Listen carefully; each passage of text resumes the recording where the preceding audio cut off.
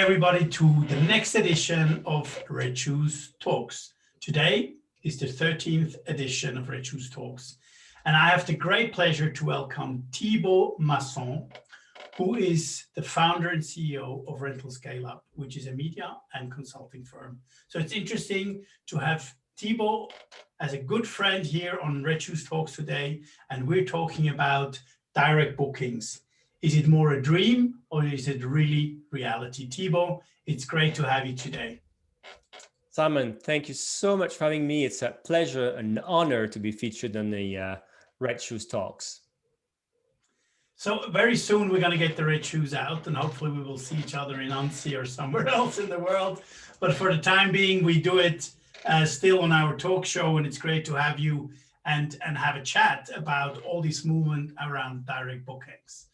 And obviously we're supporting Damien Sheridan's initiatives on direct bookings. There's a lot of conversation going around it. The hotel had this conversation a while back when, and now in vacation rental after COVID, or let's say post the first lockdown and pandemic, when cancellations happened and everything else and OTAs turned off their demand, obviously the conversation about direct bookings has received a lot of tailwind.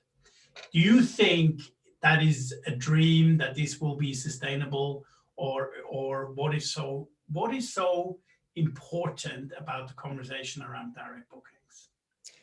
Well, Simon, first, I think it's not just a dream. It's not just some hype. And of course, I'm speaking from a quite specific viewpoint because I'm a property owner with properties in the Caribbean, in Bali. And I also worked for 5 years at Booking.com, which is a major OTA. So I'm trying to get direct bookings on one hand for my own business, but also work for a big OTA, which is, let's say, the opposite of the whole direct booking movement. So I'm like you, right? I hear that for a lot of people, it's a dream, or at least let's say it's a goal, right? A goal for a lot of people is to at least get more direct bookings than what they had in the past. Now, what's very interesting, and that's why we'd love to deep dive with you into, is that maybe it's not a dream for everyone, or maybe it should not be for everyone, or maybe for everyone it's a dream with different kind of dosage that's different for each and everyone. So I think it's a dream that is maybe more like a goal, and that should be probably different for one business to another. Absolutely. So before we can go deeper, I have a high level question in that relation. And it's great for you to also be obviously a property owner and therefore are very deep into the topic yourself, direct versus indirect demand generation. But why is a direct booking perceived better than a third party indirect booking? First, I think most of the people maybe listening to watching us, listening to us, or at least property managers, are entrepreneurs, right? So the notion of direct booking is like notion of like more, you have something you have more control over, which really talks to entrepreneurs. It's also something which is probably more of something you made it yourself. You had a direct booking yourself without the head of a big bad OTA. So again, it talks to the success of an entrepreneur. So there's undeniably this kind of dimension, right? It's something you've made more yourself than something was brought to you through an OTA, for good and bad reasons, right? But that's the first thing. Second thing is that sometimes it's also a matter of perspectives or framing, right? If I just look on revenue side, maybe when I get a booking directly, I see the revenue I'm getting, but maybe I don't see the costs, right? I don't see that to have this direct booking, I needed to pay Google some money to get it advertised and then drive people to a website that I've built and have maybe a team and support team on the website to answer a few questions. Whereas on Booking.com, for example, I know I'm paying a 15 to 17% commission at least. This I know really well, and I probably don't like it, right? paying this big company. Whereas, so I think it's a matter of perspective, because of course, every month you pay an invoice to Booking.com, for example, or Airbnb or Vrbo. So you see that cost really, really well. It's actually written somewhere on the invoice. Whether the other one, direct bookings, maybe have more indirect costs or hidden costs that sometimes you don't consider. That's maybe also why it's more preferable. And last dimension I would add is that a direct booking obviously also carries is you actually know who's coming. You have more data around this. So it's also a promise maybe of repeat business that may or may not happen, but it's also a promise for future business. Super interesting, and we'll definitely talk about the repeat business, because that's a part of the customer lifetime value. And I think the first component that you mentioned, I can totally understand. It's something that you achieved. A customer is coming directly to you, so I can follow that. For me, that's more a soft target, right? But like, you build a brand, you build a business, and the people know you, they come directly to you. That's, it's the best thing, that you want to welcome your people, your guests directly to your door, and not coming via other doors, without a doubt. But the second one is one thing I want to drill in a little bit further, because AJL is very focused on profitability. We talk a lot about that.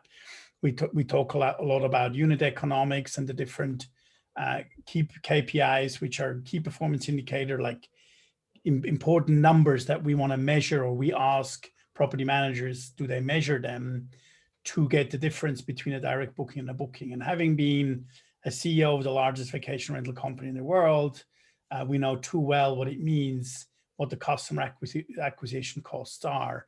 And for the ones who remembered Graham Donahue from Sykes Cottages at VRWS 2019 in Como, I think everybody started to understand that building a data machine to understand your unit economics is something that is very important to be extremely successful. Now, in our industry, I could say that we're a little bit behind that. And you alluded already to that, in terms of, from Booking or any other OTA, you get an invoice on commission, gross booking value times the percentage you've agreed on. So that's for you a visible, understandable cost that you need to calculate in every time. And every time you see an OTA booking, oh God, I've just given, let's say 15% away. That's painful.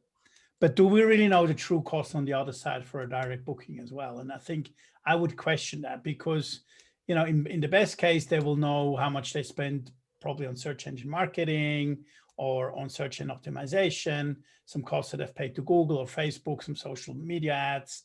So that's a direct cost associated to it as well. But there's a lot more behind it. There's a website, there is hosting, there is a marketing expert, there is all that additional potential cost that sort of gets lost in the wash and not directly compared. So when we talk about the direct booking initiative, there's a lot of other reasons which we alluded to, which we'll cover later in terms of soft factors, and other factors, repeat customers.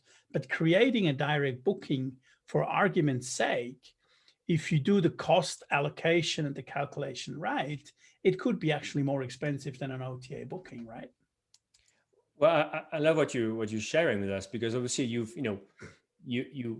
manage a big business doing a lot of direct bookings, and you're advising companies that want to see what's going on. But your point is all about profitability, and at least having some kind of idea what's going on, right?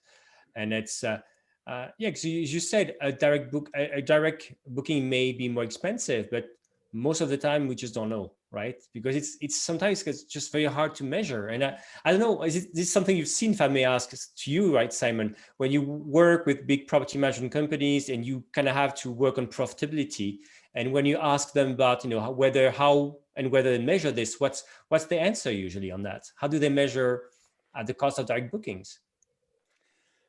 I think I have not seen anyone until now, and I've been in the business for 3 years. And we've did due diligences of multi-billion-dollar business as well. So we had the pleasure to work on the largest vacation rental deal that ever happened. And I think not even those companies knew their customer acquisition cost and their true direct booking cost. So the answer, I would say, I don't want to step on anybody's toes who has all these numbers down to the Chi. At the end of the day, vacation rental professionals are not accountants by heart. They're hosts, and they love travel, and they love dealing with people, and are emotional, and therefore details and cost is not their priority. So to answer your question, no, it's unknown, and it has a certain idea, but true cost allocation on that level does not happen at large at all, if at all. There's definitely some who are doing it fantastically well and know exactly what they're doing, but that is very, very few compared to the large market. So I think that's something we need to bring into the conversation of direct bookings. There's obviously a lot more value behind it, such as customer retention. What is the value of a customer that you have?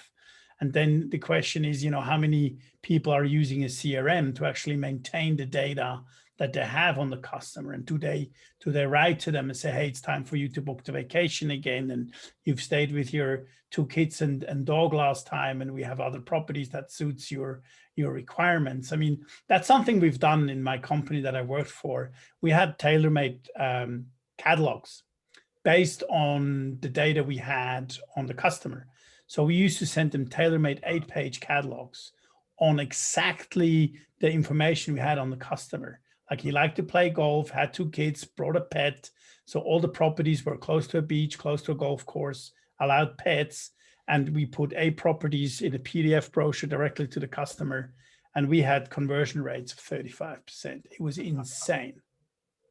That's fantastic. And it's very interesting what you said, because I was just thinking about the word, that's some keywords here, right? As you said, is that it does require knowledge, expertise, customer relationship management system, CRM, right? And it's so some bigger property managers probably have this kind of software and this expertise in their teams, right? But it's maybe not everyone. And again, we're getting to this together, and I don't think we really want, either of us wants to sound like, not that we're just not playing the devil's advocates here, because I do think it's, as I said at the beginning, right? Smart probably should playing on both fields, right? Should playing trying to get direct bookings, and also get some indirect bookings, because it's always better to have not all your eggs in the same basket, right? If something happens to your website, that's just, yeah.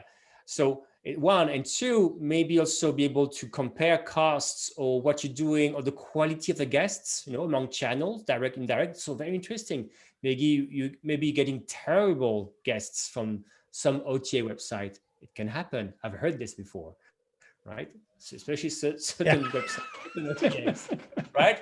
But then you could really compare what you're getting with your ones, and then make choices. But if you don't allow this, you can't make a choice. Something I wanted to mention as well, you talked about hotels earlier, right? Hotels have had this conversation about direct bookings for at least 10 years. But most of them are still listed with the big OTAs, with Expedia, with Booking.com. But why? Well, it's interesting. Something that people talked about 20 years ago, it was the billboard effect. Notion that if somebody finds you, imagine Expedia, Booking, or even Airbnb are spending money to get traffic to their website and where they can find your property. So if your property has a good name, right, or if they see your property in your host profile, they see your company name, there's a chance it can happen. It does happen. There's a chance people say, oh, that's their name. I'm going to go to Google right now, look up for their name and try to book direct. So if you want, so billboard effect does exist. People see a name, recall the name and look for the website directly. But to have the billboard effect, you need to be listed on the website. And then you need, on the OTAs, you need to have your own website, and you need to be really well referenced, because people need to find you in Google. So it can work for you, and you need both in this case. So it's not either or. I think it's both, right? And to a degree that makes sense, provided you're measuring your efforts. Absolutely. And we want to be the devil's advocate, Thibaut, and I could not agree with you more. It needs both. It's not black and white. We've just seen a massive shift because it's been more convenient in direct bookings. Let them spend the money on Google, and then let them generate the traffic for you. We can sit back and take care of the customers. And we can calculate our distribution costs to the T, because we know how much we pay for each booking. Versus a direct booking, we said it needs know-how, it needs own tech, it needs everything else. But one thing I want to focus on with you, also coming with an experience as an individual host with your properties in St. Barth and Bali is that there's other things, there's low-hanging fruits when we talk about customers and generating direct bookings. One thing we have seen over time is that repeat rates have come down dramatically. So that's one issue. So an existing customer is the best customer that you can have. And, you know, while we're having sophisticated conversations, you and I, about the movement of direct bookings versus OTAs, I think we all agree we need both. OTAs can be a very great lead gen. But when we talk to property management companies, or when I obviously rent properties only when I go and travel, I'm always amazed that having stayed in a property for 2 weeks and checking out, I always wonder, are they going to ask me, did you like it? Are you going to send a rate review? And would you want to book again? And in 90% of the cases, it's not happening. They're just happy to get the flipping keys so they can clean this thing and rent it to the next guy. And this is, for me, is the lowest hanging fruit that is not even used. So while we're having sophisticated conversations on customer acquisition costs and everything else, I see the industry not even taking the low hanging fruit and say, an existing customer, ask my details. Are you coming back? What can we do for you? Do you like it? Do you want to come back to us? Stay with us? All that is just not happening. Right. And you're talking here both when you book direct or through the OTAs? No difference. Interesting. It is indeed interesting, right? But it's, I mean, because if you're booking, I mean, to be fair, right, property managers, nowadays, OTAs do everything they can not to give the real email address of the client. And you're not even supposed, for example, to say, to use the Airbnb email address that the client has to send a request, say, hey, can you please review us also on, TripAdvisor, for example, for some reason, because you can't do that, right? It's against Airbnb's laws. But it's, of course, like savvy property managers do try to get the real email address for the people. For example, if they come to an island, got the keys. Just say, or just some island, just to say, give a random example, of course.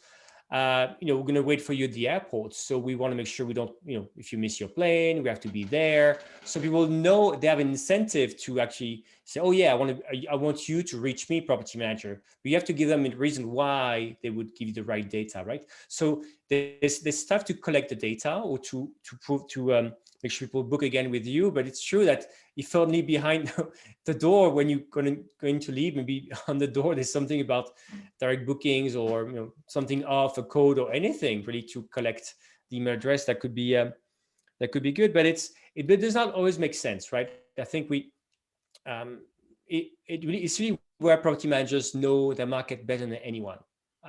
In some markets, it makes sense to invest in repeat bookings. What I mean, for example, in St. Bart's, talking to the tourism office, I got lots of information, right? I know there's 450 villas on the island. I know that 75% of people trying to St. Bart's will stay in a villa. It's a villa island, so it's fantastic for vacation rentals. More people stay in a villas than in a hotel. And I know that a third of the people will come back the following year. So it's amazing. But this has gone down, to your point. So a third of people will come back, but it was more in the past. People just have more options, more choice nowadays, right? So even there, it has come down. But I know that if I try to get more information about my current clients, even if they came through OTAs, or for example, on Instagram, where I'm very active on St. Bart's, I try to contact people who may stay with other property managers. It makes sense because I know a third of them will come back. Now, in Bali, for example, Bali is a bucket list destination. A lot of people come there once in a lifetime. They tick the box and then don't come back. So it's super hard for me to justify the same kind of efforts I'm doing in St. Bart's in Bali. Also because it's also, for a lot of people, it's also a matter of supply. I really like the point you had, you said you were able to craft a whole PDF with the properties that match their demand, but you need a pretty large portfolio to do this, right? So what can you really propose other properties that match the different needs of this person in the same destination, even other destination? It's hard to pull off. So again, it's really where a property manager knows more than anyone the answer to, is there repeat business there? Is it worth it? and it can actually provide enough choice that people will come back to me, but even stay in a different property. That's possible, but I need the supply for that. Yeah, I mean, that's a great point. And that also for winter and summer seasons. Obviously, in urban, you have less repeat as well. So I think that's something the people need to be very mindful in what kind of markets do they operate and what actually makes more sense. The other one is, how can I get my customer attracted or get in contact with me? And I think while a customer is in destination, we have plenty of opportunities to be in touch. And this is not about circumventing the OTAs. I mean, they're obviously creating a lot of leads. So it's a combination of both in relation to a direct booking. So there's no black and white answer for that, right? Oh no, into that, Simon. I mean, as I said, I worked for 5 years at Booking.com, and more than once, I've heard people, working, big in high position Booking said publicly that, talking about hotels, for example, that if they can bring the guests for the first time, a new guest for the first time to a hotel, Booking.com is very happy. Now up to the hotel to make the guest loyal. So it is very interesting. I mean, OTAs are not, they know that property managers will want people to book the second time direct. It makes sense. But at some point they're like, you know what, we're just going to fight on the customer acquisition for the first time. And you guys try to build a repeat business behind the scenes. And by the way, good luck. That's their message. But I think we could do it. But yeah. So when we talk about a list of important points of somebody who wants to, for the right reasons that we've discussed earlier, to build a more strategic direct booking strategies, what would be the points from your viewpoint that they need to be mindful? Obviously, seasonality is one. The destination is obviously another. Maybe on that one, what is your view on how far should someone go on using different channels, or being very focused or one or two? Because now we're seeing meta search pushing into the market very heavily. We see, I mean, it's incredible what's happening, and we're seeing new long tail channels coming into the market for like holidays for pet lovers or holidays for golfers. What should a person do? Should they go on as many channels as they possibly can while they're trying to build their direct strategy, or should they be very focused? I think it's a tricky thing, right? It's that I think there's this whole David against Goliath thing going on, right?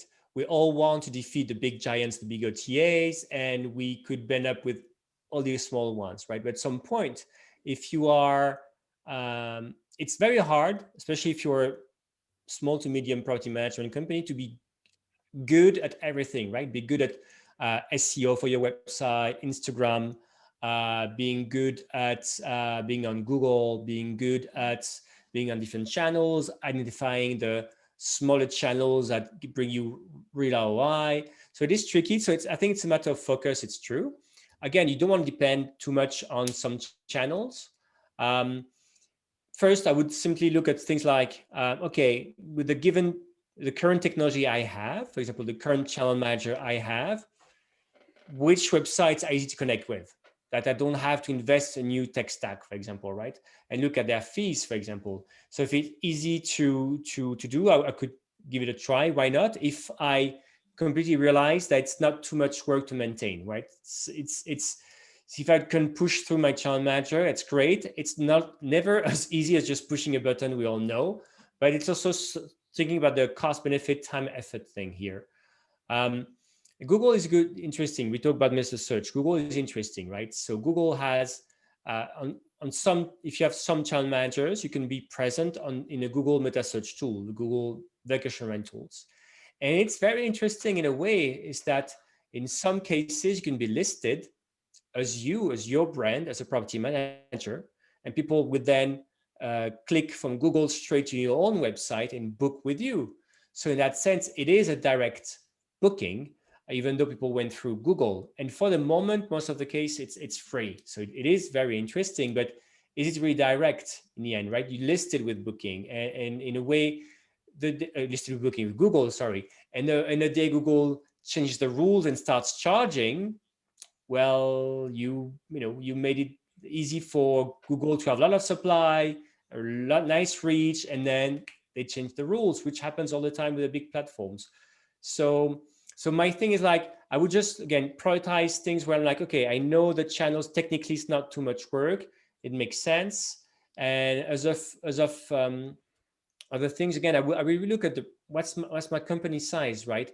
Do I have the skills in the company, for example, to do things like already like CRM, right? Do we have a good CRM system? Okay, let's try and start testing a few campaigns and start with the obvious line, right? It's like maybe not, maybe you can't do something like super personalized as to the content of what we're sending, but just like send at least an email every year to people, see whether they're booking directly or having monthly newsletter, and then starting to see measuring results. Am I getting more bookings right now? And then say, okay, at least people are opening the emails. Some people are booking. Let's look what's working, what's not working. Expand on that. Just start little, but do something. If it's working, continue. If not, just stop because there's too much things to do.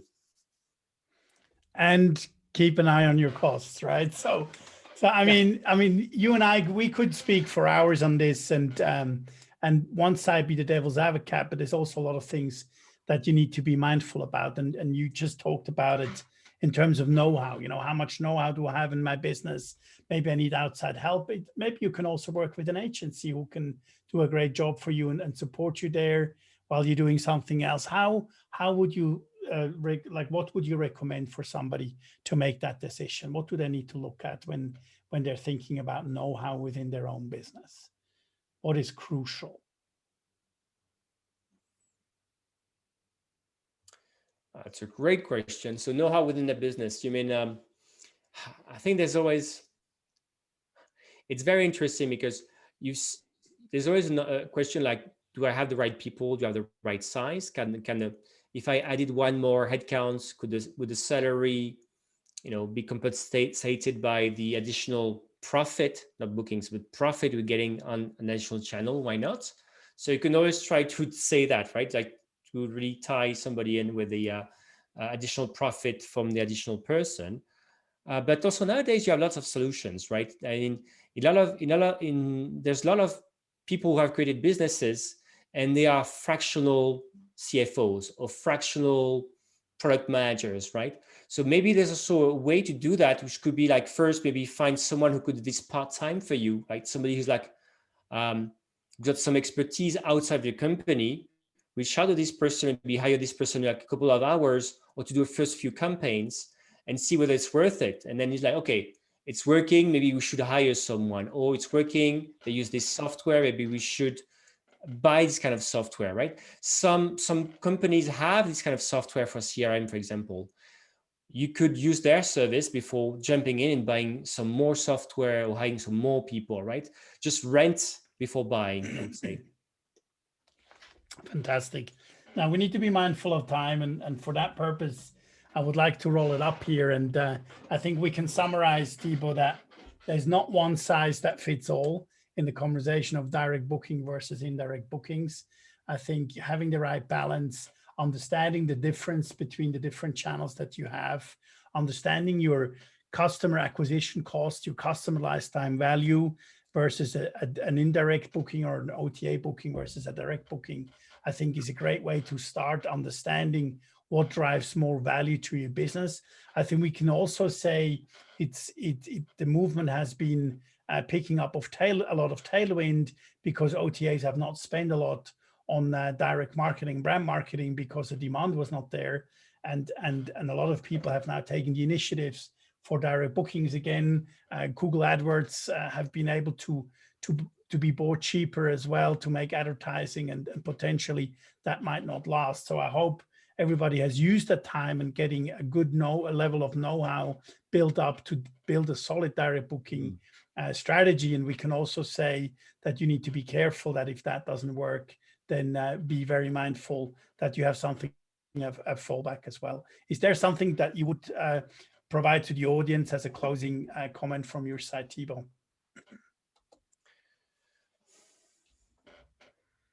Yeah, it's never either or, right? It's never black and white, but just be mindful of trying out first, one step at a time. You don't have to do everything perfectly, just one step at a time, and measure whether something new is working always.